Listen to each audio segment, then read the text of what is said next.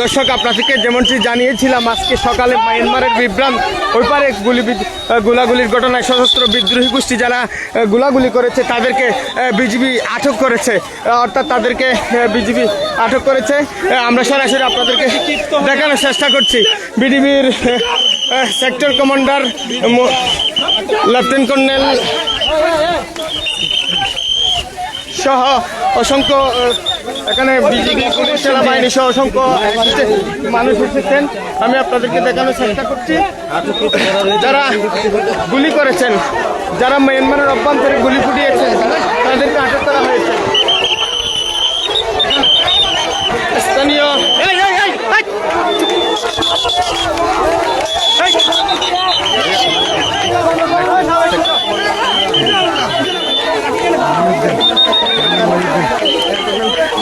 এখানে আমরা Ramu sector commander colonel Mohiuddin আহমেদকে দেখতে পাচ্ছি।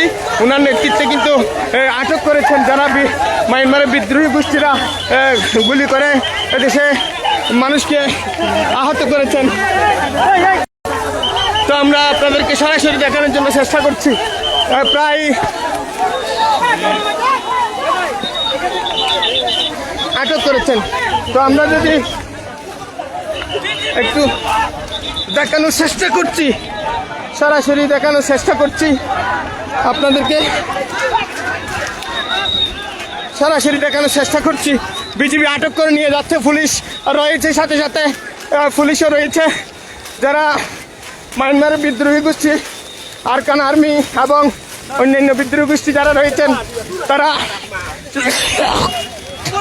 মায়ানমারের ওভার থেকে তারা গুলি করেছেন, বাংলাদেশের দিকে তাক করে তাদেরকে আটক করেছেন। কয়েকজন পুলিশ ফাঁড়ির ইনচার্জ দেখা যাচ্ছে। পাশাপাশি আমরা আপনাদেরকে সরাসরি সংযুক্ত হয়েছি।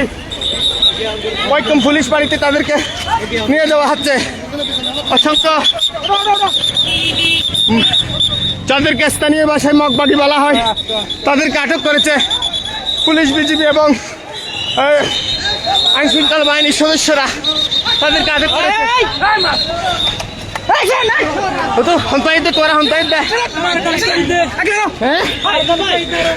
আরকান কি আর গুলাগুলি কেন মগবাগি হজম মজ্জা মগবাগি মেরে মারামারি মগবাগি হজম মজ্জা মজ্জা তারা 20-15 জনের মধ্যে মারা গিয়ে কোন কি নাম নাম হইলো শহীদুল আমিন সংকম্বা তো আজ বালাহালি ক্যান্ট্রি এই তোরা খেলা এখানে মগবাগি হজম মজ্জা 17 ওরে গুলাগুলি তাদেরকে বলা হয়েছে।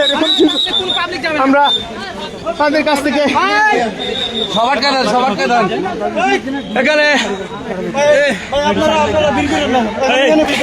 ভাই আমরা এতক্ষণ করছেন, আপনাদের প্রেস ব্রিফিং দেওয়া হবে না? ঠিক আছে, যে এখানে আটকে দেওয়া হচ্ছে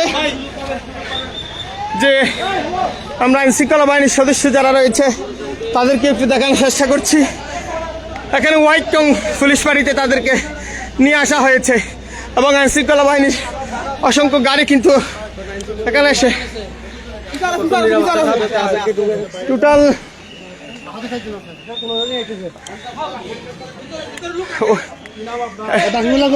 কমান্ডার, একজন কমান্ডার আমরা দেখতে পাচ্ছি। পাশাপাশি গুলিবিদ্ধ যারা রয়েছেন তাদেরকেও উদ্ধার করেছে। এখানে বাংলাদেশের বাহিনীগুলা আজকে বীরত্বের ইতিহাস করেছে, কারণ তারা মায়ানমারের অভ্যন্তরে থেকেও আমাদের দেশকে অশান্ত করার জন্য চেষ্টা করছিল, কিন্তু বিজিবি পুলিশ তাদের সম্মিলিত প্রচেষ্টায় তারা আটক হলেন। আপনাদেরকে দেখানোর চেষ্টা করছি। একজন গুলিবিদ্ধ, 2 জন রয়েছে।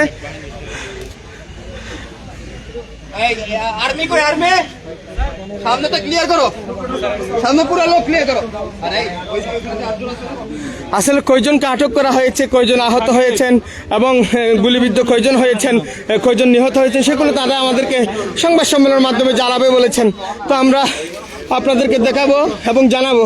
তবে এখানে ঘটনাস্থলে সেই একদম মায়ানমারের সীমান্ত গেসা এলাকা, যে হোয়াইটং তেসি ব্রিজ থেকে যে গিয়ে তারা এখানে যারা বিদ্রোহ করার মায়ানমারের ওপারে যারা বিদ্রোহ করে গুলি ফুটিয়েছেন, বাংলাদেশের এদিকে তাদের ছোড়া গুলি এসেছে, যার কারণে বাংলাদেশের একজন স্কুল ছাত্রী মারা গেছেন।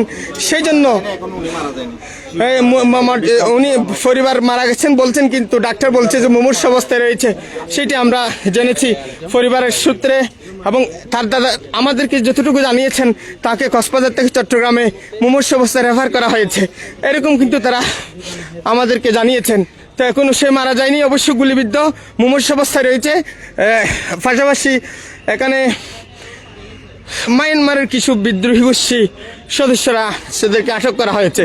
কখন তাদেরকে কয়জন আটক করা হয়েছে, কেন সেখানে যুদ্ধ হয়েছিল, গোলাগুলির ঘটনার বিস্তারিত বর্ণনা কিন্তু আমরা আপনাদেরকে জানাবো। তার আগে যদি একটু আপনাদেরকে দেখানোর চেষ্টা করছি, রামু সেক্টর কমান্ডারের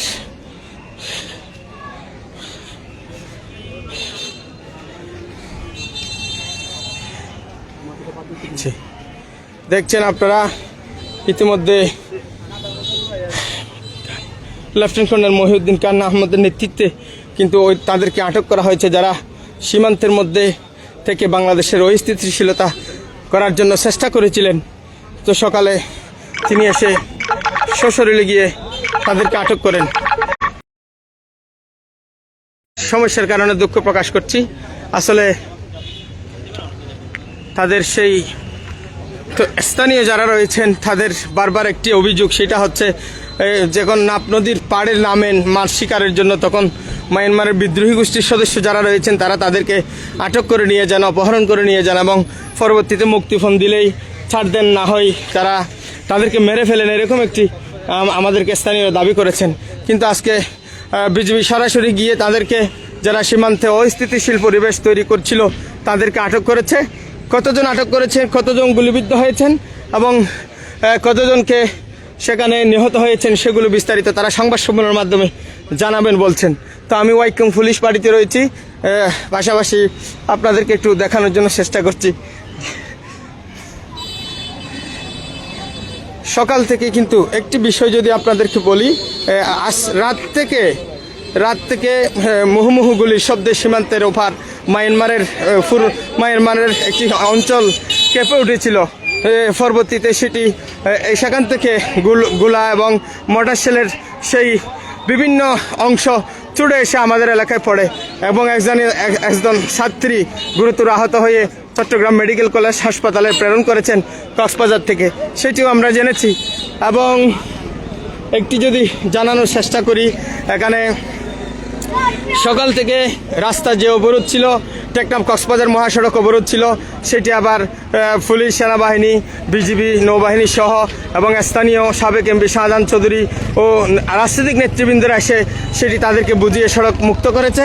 এখন সড়কের যান চলাচল স্বাভাবিক হয়েছে। কিন্তু তৎমধ্যে ওই যারা মিয়ানমারের বিচ্ছিন্নতাবাদী সংগঠন রয়েছে, তাদের অধিকাংশ বিপুল পরিমাণ সদস্য আটক করেছেন। তাদের মধ্যে কয়েকজন গুলিবিদ্ধ হয়েছেন। তারা কতজনকে আটক করেছে, কতজন গুলিবিদ্ধ হয়েছে, অথবা কতজন নিহত হয়েছে, এগুলো তারা সংবাদ সম্মেলনের মাধ্যমে আমাদেরকে অবশ্যই জানাবেন।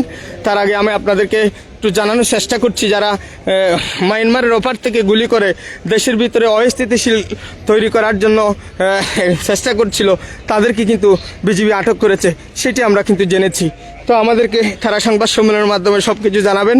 তার আগ পর্যন্ত আপনাদেরকে এতটুকু জানালাম। এবং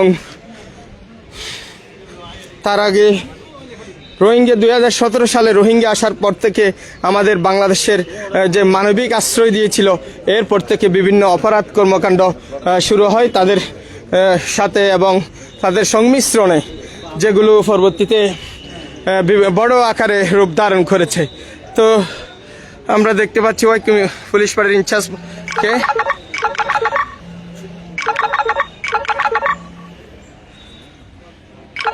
যে ছিল